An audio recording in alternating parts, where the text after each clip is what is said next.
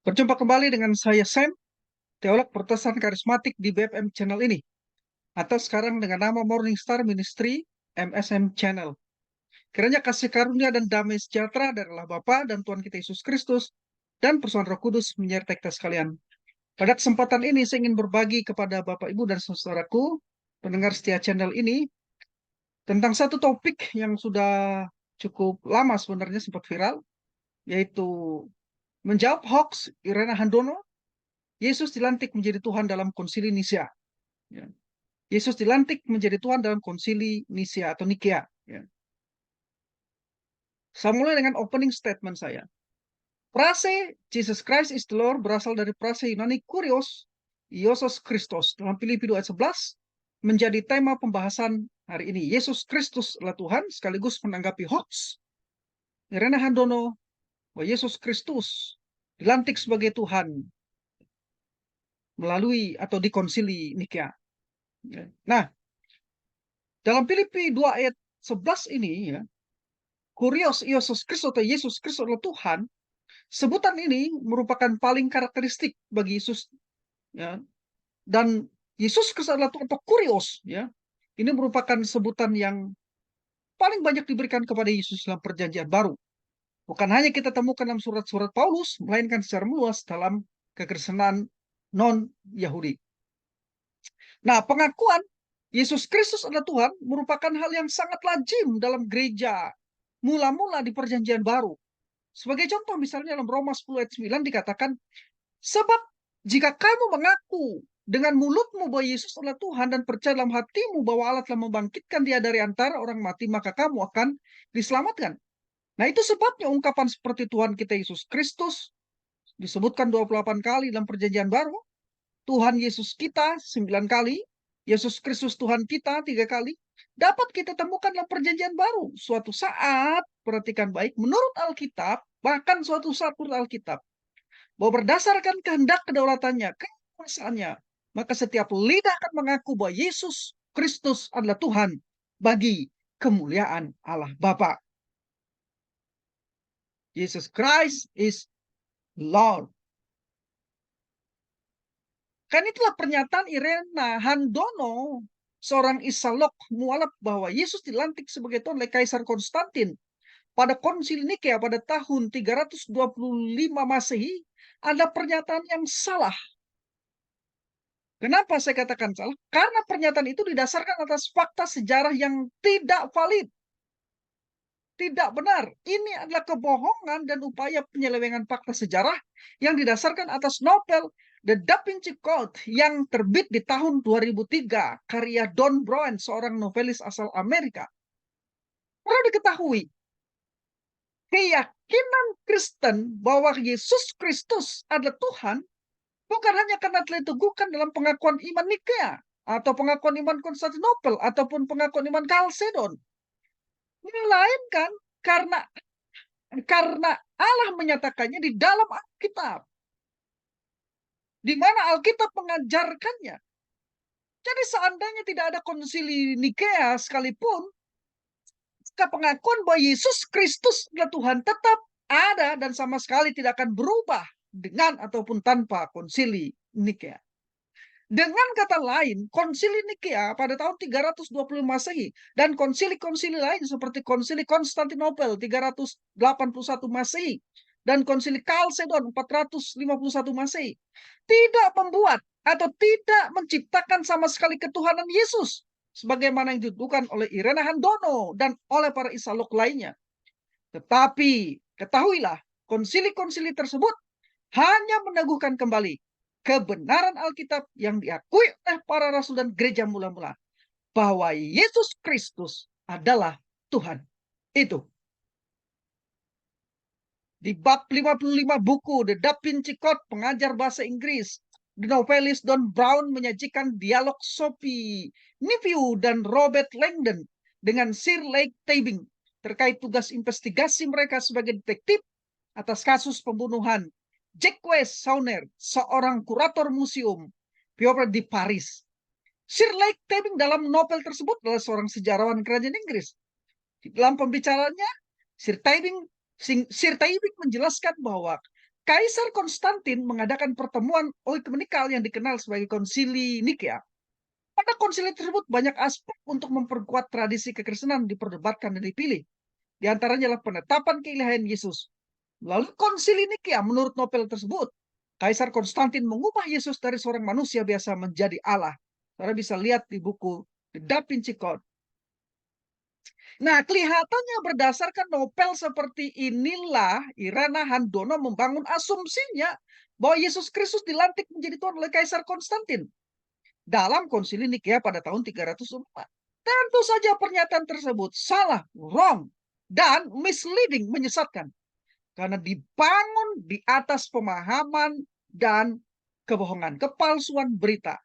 Hal tersebut dapat dikategorikan sebagai hoax. Maka tema kita hanya menjawab hoax. Yesus dilantik sebagai Tuhan dalam konsili Nikea. Perlu kiranya kita ketahui bahwa kata hoax merupakan adaptasi dari kata Inggris hoax. Hoax merupakan adaptasi dari kata Inggris hoax, yang berarti berita palsu. Karena itu hoax biasanya dipahami dengan pengertian sebuah berita berisi informasi yang fakta atau kebenarannya sudah diubah menjadi berita yang tidak benar.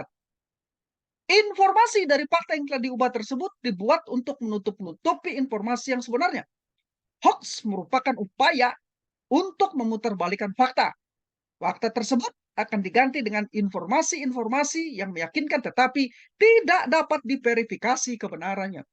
Karena itulah juga dipahami sebagai suatu manipulasi informasi yang sengaja dilakukan dan bertujuan untuk memberikan pengakuan atau pemahaman yang keliru, pemahaman yang salah. Jadi di dalam berita hoax terdapat penyelewengan fakta yang bertujuan untuk manipulasi atau menyampaikan berita bohong. Jadi sekali lagi pernyataan Irana Handono bahwa Yesus Kristus dilantik menjadi Tuhan oleh Kaisar Konstantin dalam konsili Nikea pada tahun 325 adalah hoax. Pernyataan tersebut ya, dapat Anda tonton, dapat Anda lihat, simak di berbagai media khususnya YouTube dan Facebook. Karena hal tersebut sudah bukan merupakan sesuatu yang bersifat rahasia lagi. Pernyataan dari Isalop Irana Handono tersebut, tetapi telah dipublikasikannya secara terbuka kepada publik atau oleh orang-orang lain mungkin yang memposkan atau merepost video tersebut kepada publik. Jadi Yesus Kristus dilantik menjadi Tuhan dalam konsili Nikea sekali lagi adalah hoax. Sekarang saya akan memberikan respon apologetik. Jadi memperhatikan pernyataan Irene Handono, maka paling sedikit ada dua distorsi tentang keilahian Kristus yang menghasilkan misunderstanding, kesalahpahaman, dan menghasilkan tuduhan palsu, kebohongan. Yaitu yang pertama distorsi doktrinal atau distorsi teologis, dan yang kedua distorsi sejarah atau distorsi historikal. Nah, dalam pengertian umum, yang saya maksudkan dengan distorsi, yang saya maksudkan dengan kata distorsi atau istilah distorsi di sini adalah memutarbalikkan suatu fakta yang menyebabkan kesalahan atau penyimpangan. Jadi distorsi dalam pengertian di sini adalah memutarbalikkan suatu fakta yang menyebabkan kesalahan atau penyimpangan. Kita mulai distorsi pertama, distorsi doktrinal atau distorsi teologis. Distorsi ini terjadi ketika Irene Handono memberikan penggambaran yang salah tentang kepercayaan Kristen terhadap keilahian Kristus. Yaitu bahwa Yesus adalah manusia biasa yang diangkat menjadi Tuhan melalui sebuah konsili. Hal seperti itu sama sekali bukanlah apa yang dipahami oleh kepercayaan Kristen atau oleh orang-orang Kristen menurut Alkitab. Distorsi ini merupakan logical fallacy atau cacat logika dari Irene Handono yang disebut dengan istilah straw man, karena menggambarkan kepercayaan Kristen tentang Yesus Kristus secara salah dan kemudian menyerang penggambarannya tersebut seakan-akan itulah penjelasan orang Kristen, padahal bukan. Faktanya, perhatikan ini. Kitab tidak pernah mengajarkan bahwa manusia dapat menjadi Allah. Kekristenan juga tidak mengajarkan bahwa Yesus adalah manusia yang menjadi Allah. Alkitab dan kekristenan mengajarkan bahwa Yesus adalah Allah. Pribadi kedua Trinitas yang mengambil rupa manusia melalui peristiwa inkarnasi. Saat inkarnasi itu, di dalam kemanusiaannya, Yesus tidak pernah berhenti menjadi Allah. Atau kehilangan haknya sebagai Allah. Atau pegang sifat-sifatnya sebagai Allah. Tetapi kepadanya ditambahkan sifat kemanusiaan yang mana ia dengan rela membatasi dirinya menggunakan atribut kealahannya ketika menjadi manusia. Nah, Rasul Paulus dalam Filipi 2 ayat 7 menyebut bahwa Kristus telah mengosongkan dirinya sendiri. Kata mengosongkan di sana dalam perasinan adalah heaton ekenosen. Heaton ekenosen.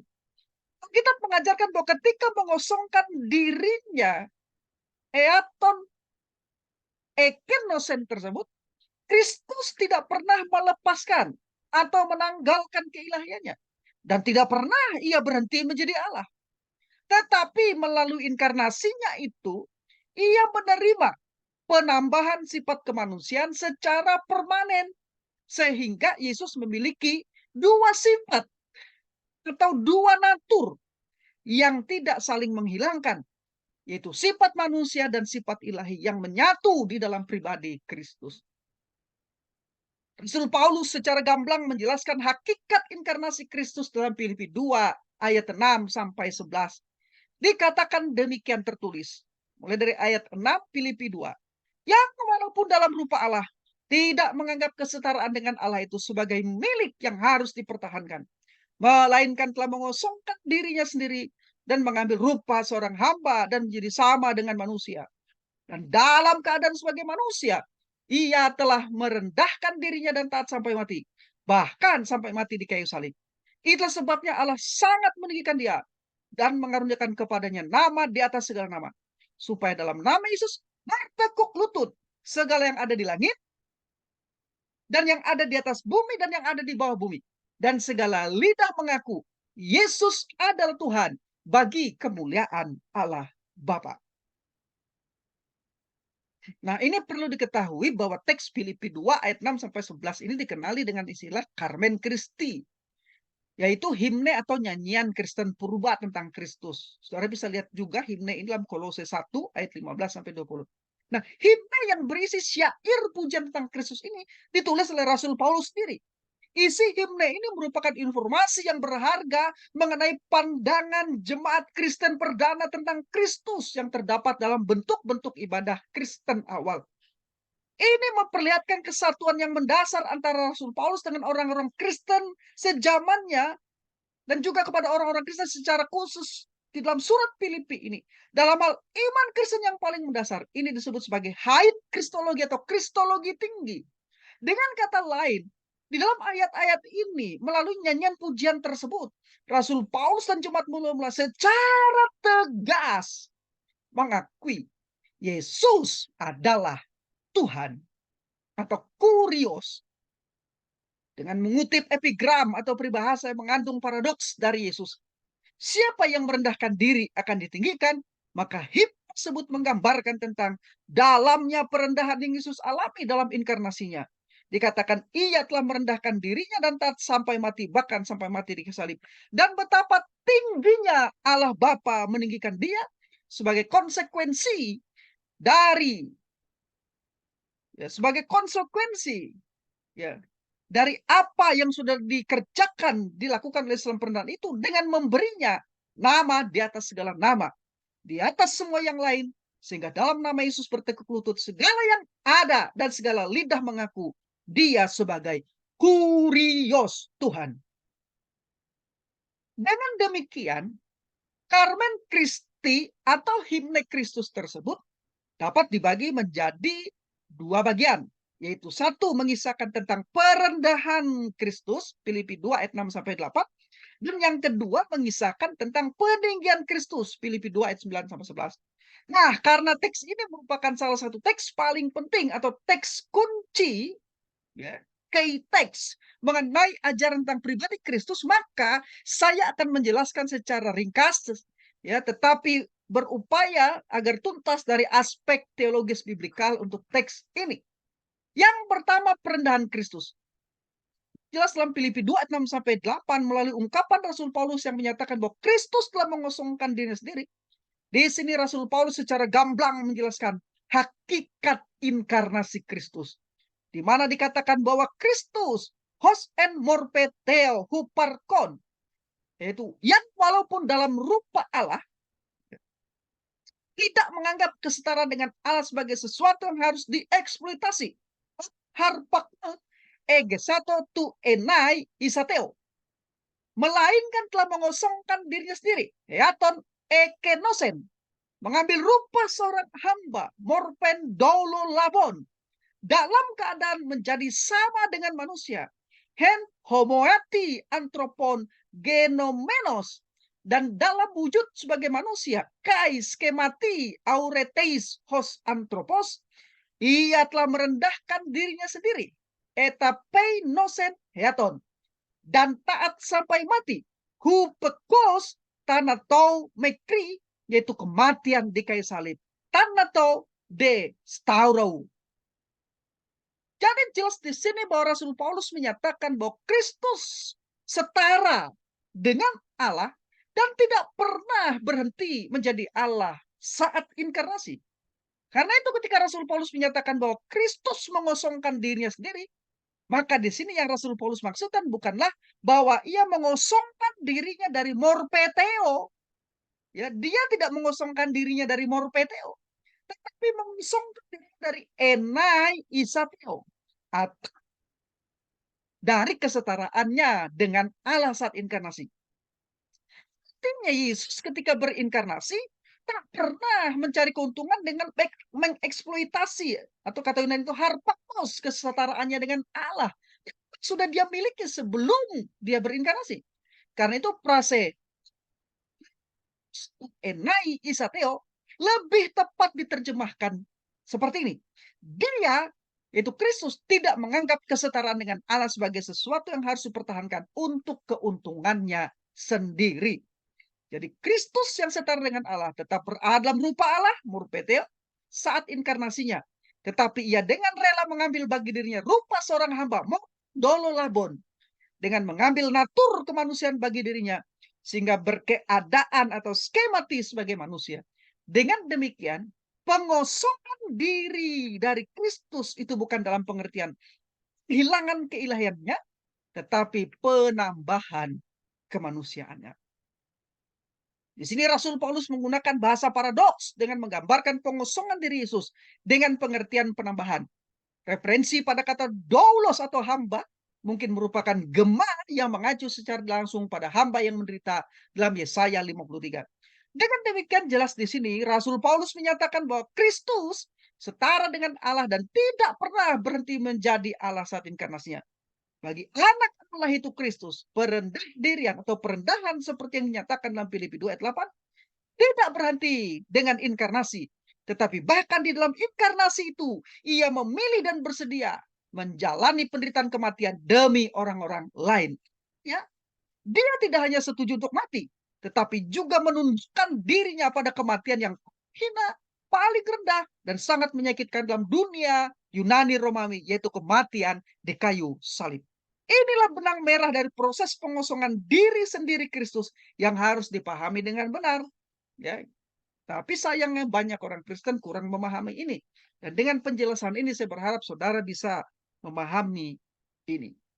Jadi ketika Kristus mengambil rupa manusia bagi dirinya sendiri, ia tetap memiliki keadaan kealahannya atau keadaan ilahinya, atau ia tetap sebagai Allah. Artinya Kristus belum pernah dan tidak pernah meninggalkan keilahiannya atau kehilangan keilahiannya. Nah, pengosongan dirinya berarti penambahan sifat kemanusiaan melalui inkarnasinya. Penambahan sifat kemanusiaan ini tidak menyebabkan menghilangnya ataupun berkurangnya hakikat keilahiannya. Jadi begini, kekristenan mengajarkan bahwa pribadi kedua Trinitas yaitu Logos berinkarnasi dan mengambil natur manusia tanpa kehilangan natur ilahinya. Di mana kemanusiaan yang sejati bersatu dalam satu pribadi untuk selamanya. Dalam teologi Kristen, ini disebut dengan istilah kesatuan hipostatik. Kesatuan hipostatik. Kesatuan hipostatik dari kedua natur ini adalah pribadi teantropik, yaitu pribadi Allah dan manusia. Pribadi teantropik, ya, di mana natur Allah dan natur manusia menyatu di dalam satu pribadi tanpa berbaur dalam pribadi yang dikenali dengan pribadi teantropik atau dikenali dengan istilah kesatuan hipostatik. Ada 3 fakta penting dalam kesatuan hipostatik tersebut. Yang pertama, Kristus memiliki 2 natur yang berbeda, yaitu natur Allah dan natur manusia. Yang kedua, tidak ada percampuran atau tumpang tindih dari kedua natur itu. Dan yang ketiga, meskipun Kristus memiliki 2 natur, tetapi ia hanya memiliki satu pribadi yang kita sebut tadi dengan sebutan pribadi teantropik, dari kata theos dan anthropos. Theos artinya Allah dan anthropos artinya manusia. Maka disebut pribadi teantropos, pribadi Allah manusia. Itulah kesatuan hipostatik. Dengan kata lain, istilah teantropik hanya mengacu kepada pribadi Kristus, bukan pada natur Kristus. Karena itu kita tidak boleh memakai istilah pribadi teantropik untuk menunjuk pada natur teantropik, tidak. Tapi pribadi teantropik. Ya, jadi natur manusiawi dan natur ilahi di dalam satu pribadi Kristus, yaitu pribadi teantropik. Ini yang disebut dengan istilah kesatuan hipostatik atau hypostatic unions. Nah, kesatuan hipostatik itu tidak terjadi melalui percampuran antara kedua natur tersebut, tetapi melalui kesatuan pribadinya. Persatuan kedua natur Kristus dalam satu pribadi logos tidak menghilangkan salah satu atau mencampurkan kedua natur tersebut. Tetapi masing-masing natur tetap mempertahankan identitasnya secara sempurna. Artinya apa? Pribadi logos tidak mengalami perubahan apa-apa saat dia mengambil natur manusia. Sama sekali tidak berubah. Logos tetap Allah. Logos tetap maha kuasa, maha tahu, maha ada, kekal. Tetapi setelah natur manusia ditambahkan oleh pribadi logos, maka sejak satu pribadi itu menjadi pribadi yang unik. Keunikan ini dikarenakan pribadi logos yang tadinya hanya memiliki natur Allah, kini setelah inkarnasi, natur manusia ditambahkan kepadanya. Sehingga pribadi ini sekarang memiliki 2 natur yang menjadikannya pribadi yang unik dan berbeda dibanding pribadi logos sebelum berinkarnasi.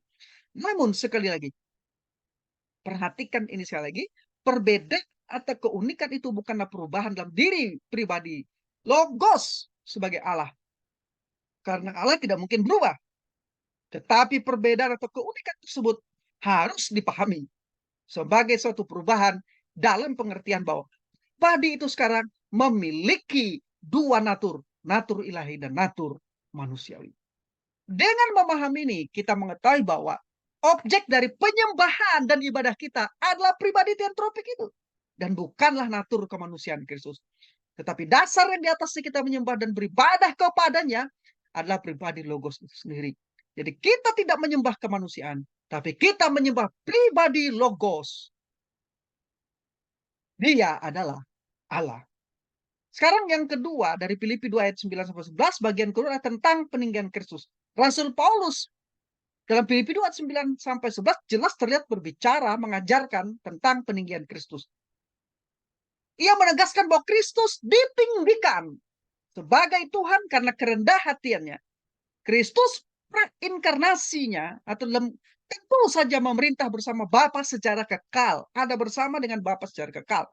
Yesus dari Nazaret, manusia Allah, dan peristiwa inkarnasi ditinggikan sebagai Tuhan hanya setelah kebangkitannya, di mana setiap lutut akan bertelut dan setiap lidah akan mengakui ketuhanannya. Ketuhanan Yesus ini tidak menghilangkan kemuliaan Bapa, tetapi sebaliknya perendahan dan peninggian Kristus adalah bagi kemuliaan Allah Bapa, kata Rasul Paulus di Filipi 2 ayat yang ke-11. Perlu dipahami bahwa Filipi 2 ayat 9 sampai 11 secara tidak langsung merupakan alusi yang mengacu pada Yesaya 45 ayat 20 sampai 25.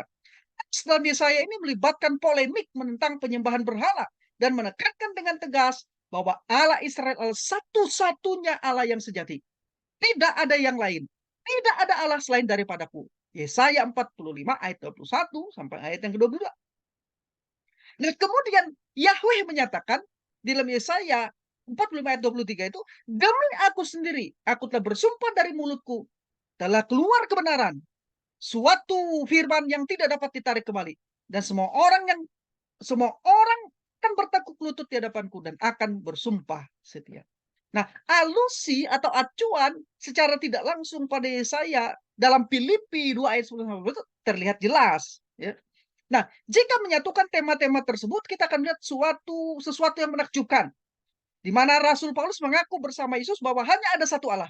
Namun ia kemudian menerapkan apa yang dikenakan Yesaya untuk Yahweh pada Kristus. Setiap lutut akan bertelut dan setiap lidah mengaku. Jelas Paulus mengajar bahwa Yesus memiliki sifat ilahi yang sama seperti Yahweh itu sendiri. Tetapi Paulus melakukan ini tanpa harus menyangkal monoteisme ataupun menyangkali perbedaan antara Bapa dan Anak. Ya. Sebagai tambahan perlu diketahui bahwa bagi Paulus, kurios, kata kurios atau Tuhan adalah nama khas untuk Kristus, pribadi kedua dari Trinitas. Walaupun terkadang Paulus membuat kontras antara Theos dan Kurios. Ini bukan berarti membuat Kurios lebih rendah daripada Theos. Ini hanya membedakan Bapa dari Anak, dua pribadi dari kealahan. Jadi, bagi Paulus pengakuan Kristen fundamental, ya, Kurios, Iosos, Yesus adalah Tuhan, ya, itu merupakan pengakuan yang sangat-sangat hakiki, sangat krusial, sangat fundamental sekali. Kata kurios untuk Kristen yang muncul dalam surat-surat Paulus sekitar kurang lebih 180 kali.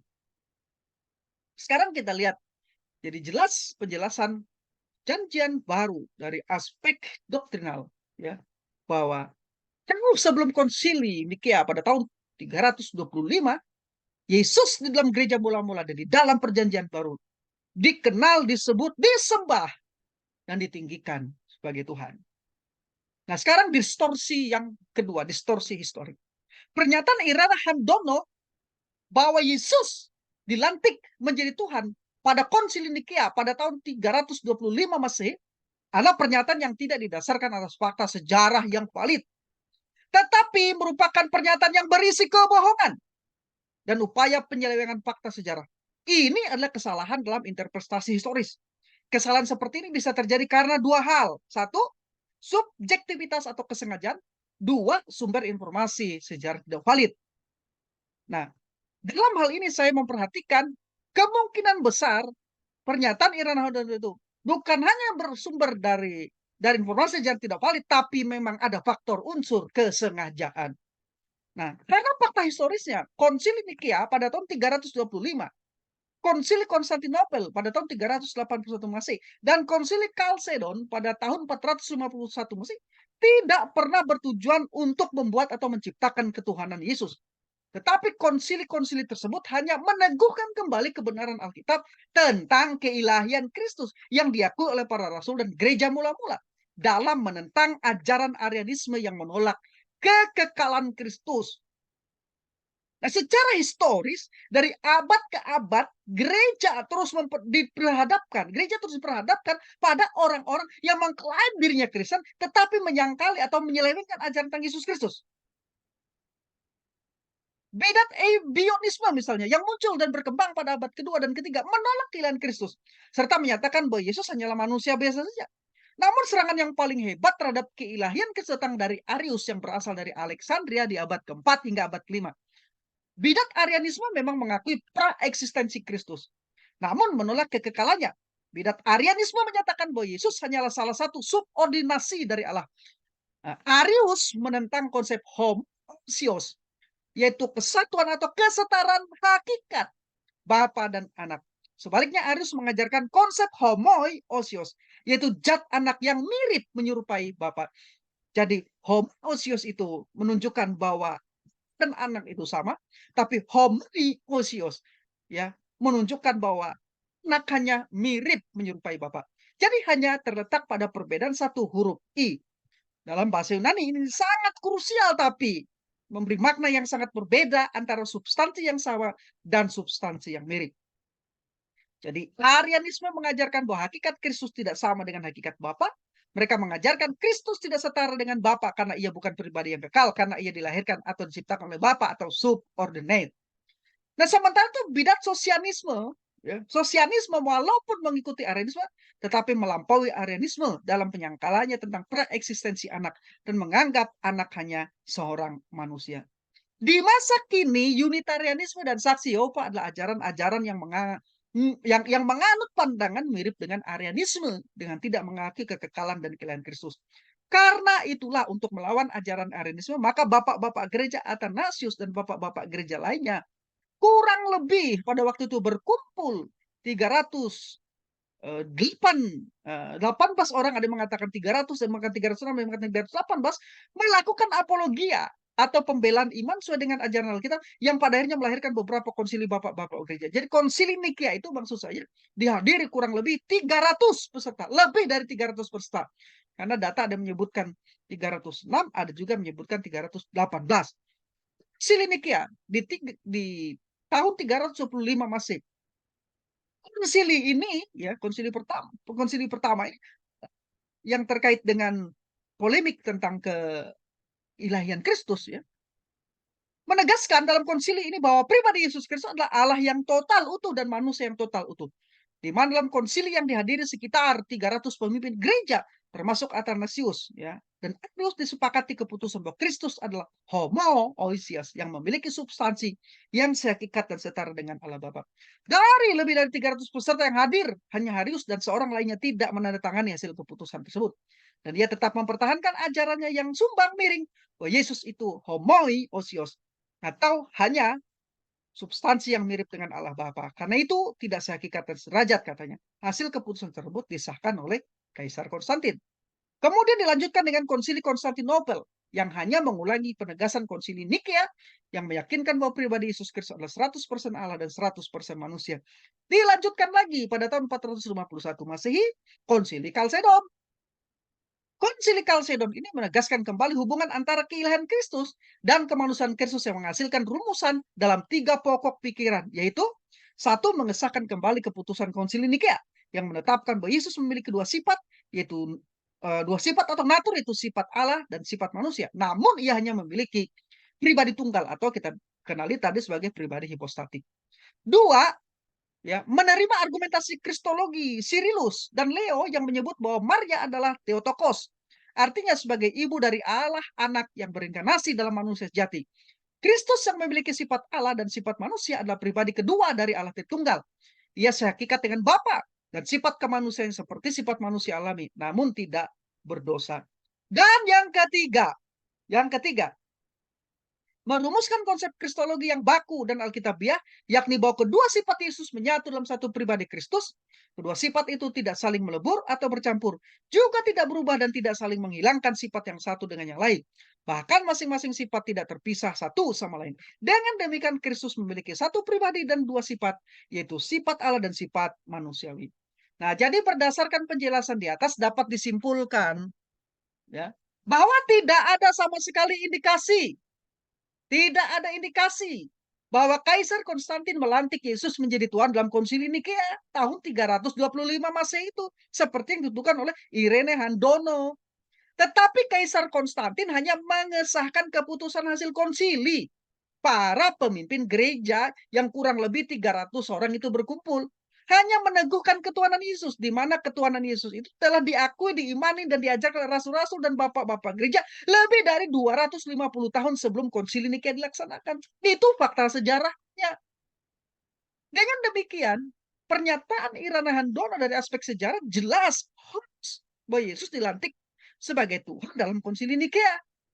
Yesus Tuhan itu sudah diakui lebih dari 250 tahun sebelum konsili Nikea. Dengan demikian, doktrin keilahian Kristus bertujuan untuk meneguhkan keyakinan bahwa Kristus adalah Tuhan yang mutlak setara dengan Bapa dalam hakikat pribadi dan karyanya, sebagaimana diakui dalam konsili Nikea, konsili Kalsedon, konsili Konstantinopel, dan konsili Kalsedon.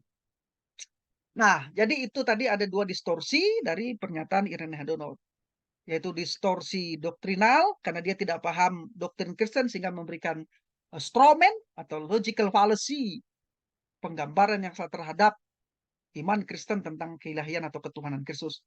Kemudian distorsi historik, di mana fakta sejarah jelas bertentangan dengan pendapat dari Irena Handono. Sekarang saya ingin mengutip pernyataan para pakar teologi tentang ketuhanan Yesus.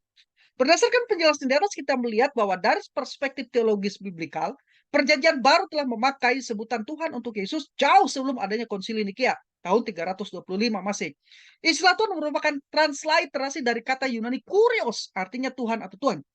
Di dalam Septuaginta, Perjanjian Lama terjemahan Yunani, lebih dari 6.000 kali kata kurios diterjemahkan dari kata Ibrani Yahweh dan atau Adonai, yaitu sebagai nama diri Allah. Menurut Kevin J. Conner dalam bukunya A Practical to Christian Belief, bahwa nama Yahweh adalah kata Ibrani yang merupakan nama pribadi Allah sendiri. Kata Ibrani yang menunjuk pada nama ini sebagai nama Allah yang tidak bisa diucapkan atau dikomunikasikan. Hal ini disebabkan kata Yahweh dalam bahasa Ibrani aslinya tertulis dalam 4 konsonan Yod, He, Waw, He yang dikenali oleh para ahli teologi sebagai tetragramaton yang kemudian ditambahkan tanda-tanda vokal. Tapi pada saat itu menganggap nama itu terlalu suci untuk diucapkan, sehingga dalam pembacaan kitab suci kepada umum mereka menggantinya dengan Adonai. Jadi ketika menyebut Kristus di perjanjian baru sebagai Tuhan atau kurios, maka yang dimaksud adalah ia sama dengan Yahweh atau Adonai di perjanjian lama. Nah, Profesor Charles Sirairi dalam bukunya Basic Theology menyatakan bagi orang Kristen mula-mula yang biasanya membaca perjanjian lama, kata kurios, maksudnya perjanjian lama Septuaginta, kata kurios atau Tuhan, bila dipakai tentang Yesus akan menyamakan dia dengan Allah dalam perjanjian lama. Masih menurut Profesor Rairi, dalam perjanjian baru kata kurios digunakan sebanyak 718 kali. Terbanyak dalam tulisan Paulus 275 kali, menyusul Lukas 201 kali, dan biasanya sisanya oleh para penulis perjanjian baru lainnya 242 kali. Kata kurios menyatakan otoritas dan supremasi, menyatakan Yesus adalah Tuhan. Sementara itu, Profesor Josh Elliott dalam bukunya A Theology of the New Testament menjelaskan bahwa sebutan utama dan karakteristik bagi Yesus adalah Tuhan, kurios, yang bukan hanya ditemukan dalam surat-surat Paulus, melainkan pula secara luas dalam kekristenan non-Yahudi. Karena itu Tuhan merupakan gelar yang diberikan kepada Yesus yang memiliki hak-hak istimewa yang ilahi yang menunjukkan keilahiannya. Selanjutnya sekutip Profesor Henry Citizen dalam buku A Lecture of Systematic Theology. Ia menjelaskan bahwa dalam perjanjian baru istilah Yunani untuk Tuhan, kurios dipakai dalam 4 cara. 1, untuk menunjukkan kepada Allah Bapa. 2, untuk menunjuk rasa hormat. 3, sebagai nama untuk seorang majikan atau pemilik. Dan 4, sebagai sebutan bagi Kristus. Dan ini paling banyak disebut di dalam perjanjian baru untuk Kristus kurios. Profesor Donald Guthrie dalam bukunya New Testament Theology menjelaskan bahwa sebutan Tuhan bagi Yesus yang terdapat dalam perjanjian baru memberikan gambaran secara keseluruhan, menyatakan pengertian umum tentang kedudukan Yesus yang agung dan mulia. Penggunaan kata kurios dalam Septuaginta merupakan kunci pemahaman bahwa istilah pada waktu istilah itu digunakan kepada Yesus Kristus, itu merupakan gelar untuk Allah. Dengan kata lain, kurios yang ditujukan pada Yesus itu sebenarnya ditujukan kepada Allah. Dengan kata lain mengatakan Kristus itu adalah Allah. Profesor Millard J. Erickson dalam buku Christian Theology, bukunya Christian Theology, menjelaskan bahwa perjanjian baru menghubungkan istilah kurios dengan Yesus, khususnya setelah kebangkitan dan kenaikannya ke surga. Istilah ini menandakan kealahan bila diterapkan pada Yesus.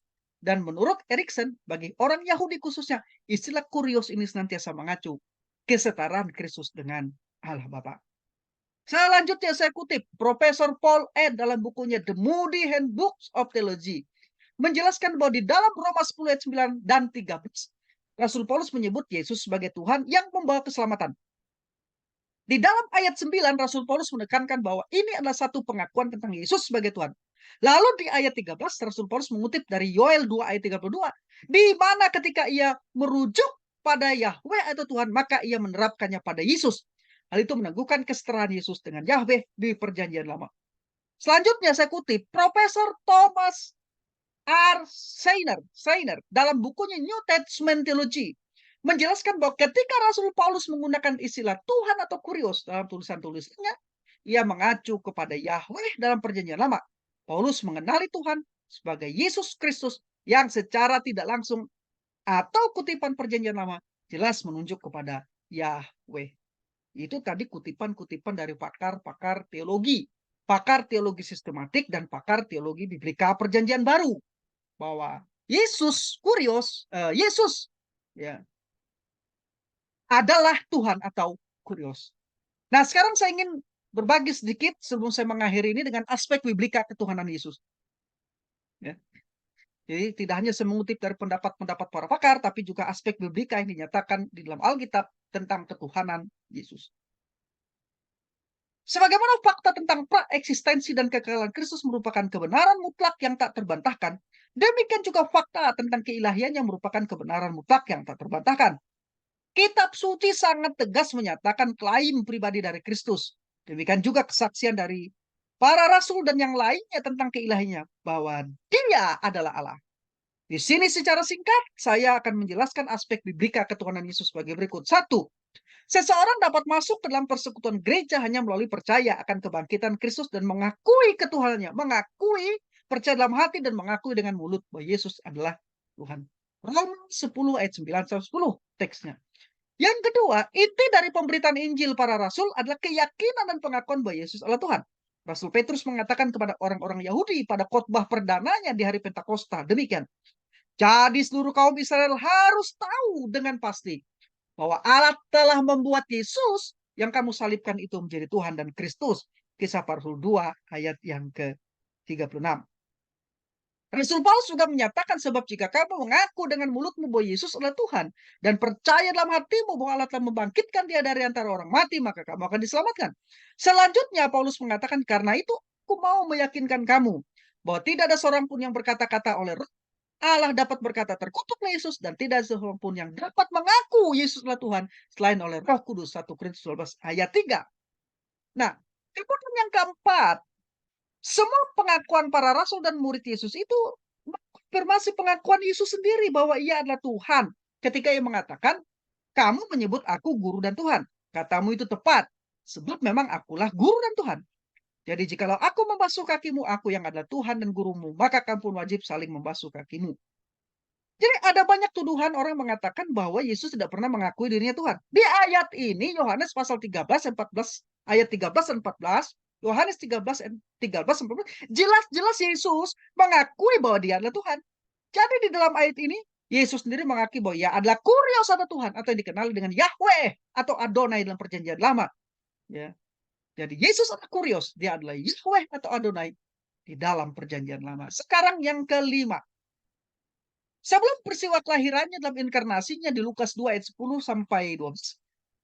Kita membaca Lukas menjelaskan bahwa seorang malaikat menampakkan diri kepada sekelompok gembala di perbukitan Efrata di luar Bethlehem. Sinar ilahi yang begitu cemerlang di perbukitan dari atas menerangi malaikat yang ada di perbukitan pada saat itu. Sementara ia berkata, malaikat itu berkata kepada para gembala yang ketakutan itu. Katanya begini, jangan takut. Aku memberitahukan kepadamu kesukaan besar untuk seluruh bangsa. Hari ini di kota Daud telah lahir bagimu juru selamat, yaitu Kristus Tuhan. Inilah tandanya bagimu, kamu akan menjumpai seorang bayi yang dibungkus dengan lampin dan terbaring di dalam palungan. Lukas 2 ayat 10 sampai 12. Kemudian sejumlah besar malaikat bergabung dengan malaikat yang pertama itu dan berkata kepada para gembala dengan serempak, kemuliaan bagi Allah di tempat yang maha tinggi, damai sejahtera di bumi di antara manusia yang berkenan kepadanya. Ayat 13, 14 Lukas 2.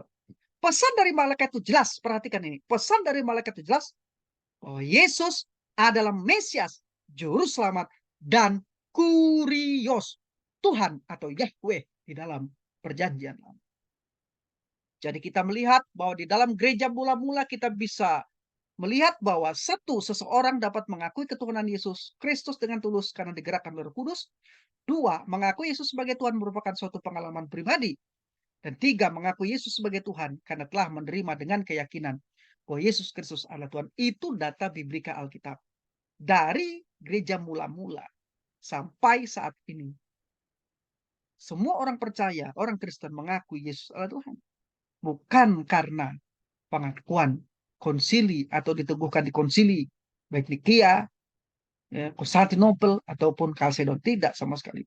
Dan sekali lagi, seandainya tidak ada konsili Nikia dan konsili itu, pengakuan Yesus Tuhan tetap akan dilakukan oleh orang-orang Kristen. Karena bagi kita saat ini iman pada Yesus Kristus Tuhan bukan saja merupakan hal yang penting, melainkan merupakan hal yang sangat krusial dan esensial. Kan itu tepat yang disimpulkan oleh Profesor Tom R. Schreiner dalam bukunya New Testament Theology, bahwa bisa secara murni dan sepenuhnya mengakui bahwa Yesus adalah Tuhan hanya melalui pekerjaan Roh Kudus. 1 Korintus 12 ayat 3. Orang-orang yang telah datang kepada iman memulai hidup baru dengan menerima Kristus sebagai Tuhan. Kolose 2 ayat 6. Orang-orang yang mengakui dia sebagai satu-satunya Tuhan akan diselamatkan. Roma 10 ayat 9-10. Sebab mereka mengakui dia sebagai satu-satunya Tuhan. Efesus 4 ayat 5. Dan di seluruh dunia ditandai dengan pengakuan sama akan ketuhanan Yesus. 1 Korintus 1 ayat 2. Mereka melihat bahwa Yesus adalah Tuhan yang mulia. Itu tadi pernyataan dari Profesor Tom R. Schreiner, seorang ahli perjanjian baru, pakar perjanjian baru. Dengan demikian, keyakinan bahwa Yesus adalah Tuhan bukan hanya karena telah diteguhkan dalam pengakuan iman Konsili Nikea ataupun Konstantinopel ataupun Chalcedon, melainkan karena Alkitab menyatakannya dan mengakuinya demikian. Dengan kata lain, Konsili Nikea pada tahun 325, Konsili Konstantinopel pada tahun 381, dan Konsili Chalcedon pada tahun 451 Masehi tidak membuat atau menciptakan ketuhanan Yesus.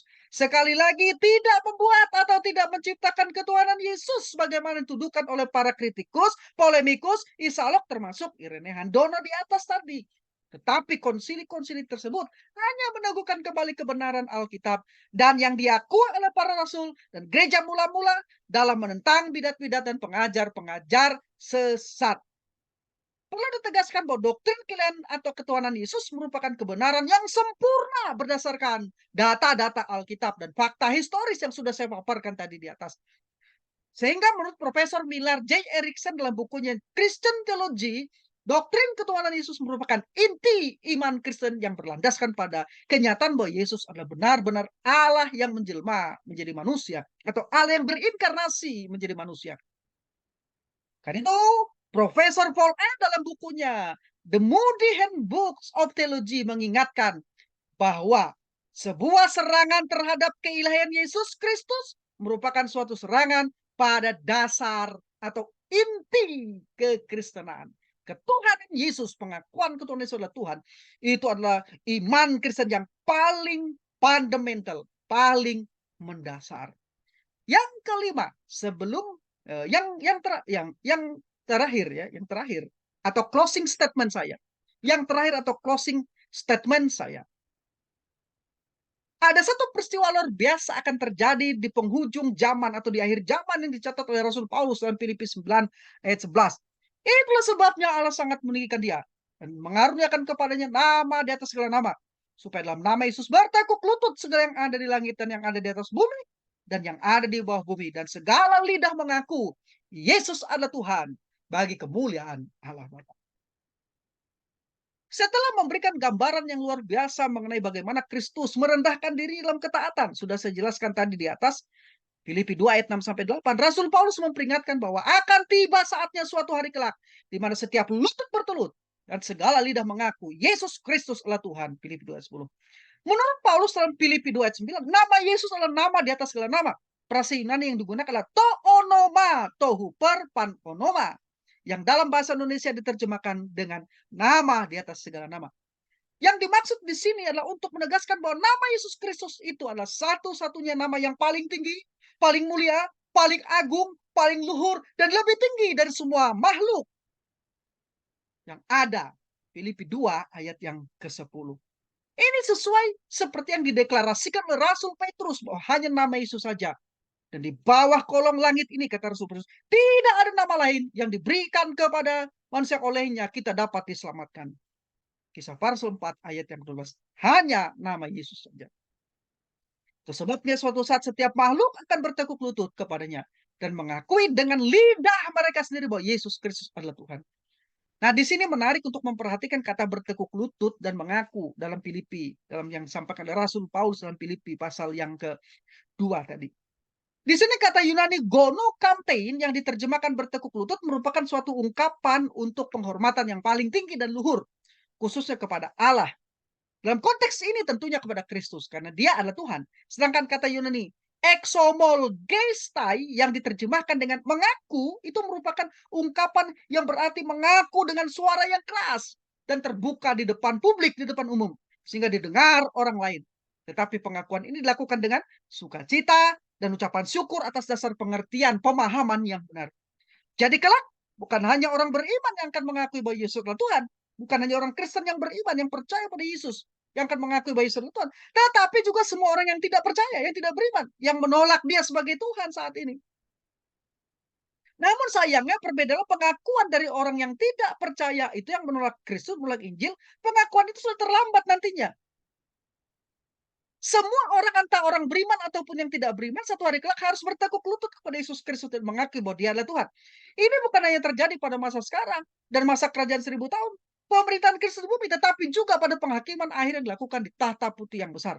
Karena itu saya mengingatkan sebelum masa itu tiba, penghujung zaman tiba, merupakan hal yang masuk akal, merupakan hal yang rasional bahwa lebih baik menerima dan mengakui Kristus sebagai Tuhan dan Juru Selamat, termasuk Irna Handono tadi, akui dia sebagai Tuhan dan Juru Selamatmu. Dengan sukacita dan dengan sukarela daripada menolak dia dalam kehidupan ini dan menunggu hari penghakiman untuk dipaksa mengakuinya sebagai Tuhan. Lalu akhirnya dilemparkan ke dalam gena atau neraka untuk dihukum selama-lamanya. Tunggu apa lagi? Jangan tunda lagi. Percayalah bahwa Yesus itulah Tuhan dan Juru Selamat. Jelaslah bahwa keputusan untuk menerima atau menolak Kristus adalah tanggung jawab manusia. Menolak Kristus berarti tidak diselamatkan. Jadi apabila Anda menolak Kristus, menolak menerima keselamatan, dalam hal ini Allah tidak dipersalahkan. Pilihan ada di hadapan Anda. Hari juga pilihlah untuk mendengarkan Injil, menerima Yesus Kristus sebagai Tuhan, dan berimanlah kepadanya. Ini yang bisa saya bagikan. Jadi jelas pernyataan Irena Handono bahwa Yesus dilantik oleh Kaisar Konstantin sebagai Tuhan pada tahun 325 dalam Konsili Nikea adalah hoax. Saya Sam, teolog Protestan karismatik.